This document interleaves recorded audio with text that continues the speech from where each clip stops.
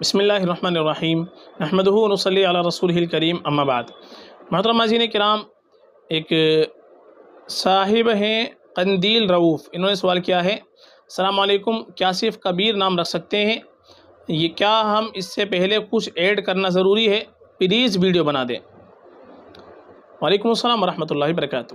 دیکھیے، جو کبیر لفظ ہے، کبیر کے معنی آتے ہیں بڑا، اور کبیر یہ اللہ تبارک و تعالیٰ کا صفاتی نام بھی ہے، لیکن اللہ کا صفاتی نام ایسا نہیں ہے کہ جو دوسرے کے لیے استعمال نہ ہو۔ تو کبیر جو لفظ ہے یہ اللہ کے لیے بھی استعمال ہوتا ہے اور دوسرے کے لیے بھی استعمال کر سکتے ہیں۔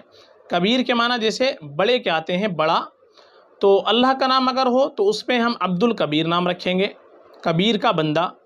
اور اگر ہم ویسے ہی یہ نام صرف کبیر رکھنا چاہیں تو یہ بھی ہم رکھ سکتے ہیں، محمد کبیر بھی لگا سکتے ہیں اور عبد بھی لگا سکتے ہیں، اور بنا عبد لگائے بھی یہ نام رکھ سکتے ہیں۔ تو کبیر نام رکھنے میں کوئی خرابی نہیں ہے، یہ نام بنا کچھ ایڈ کیے بھی رکھ سکتے ہیں، کوئی مسئلہ نہیں ہے۔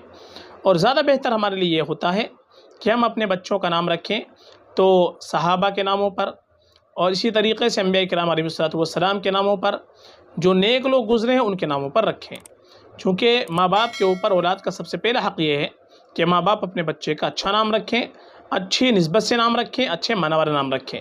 اور اس میں اس بات کا خیال رکھیں کہ جب بھی ہم نام رکھیں، علماء کرام سے تحقیق کرنے کے بعد ہی ہم کو نام رکھنے کی کوشش کرنی چاہیے۔ فقط واللہ اعلم۔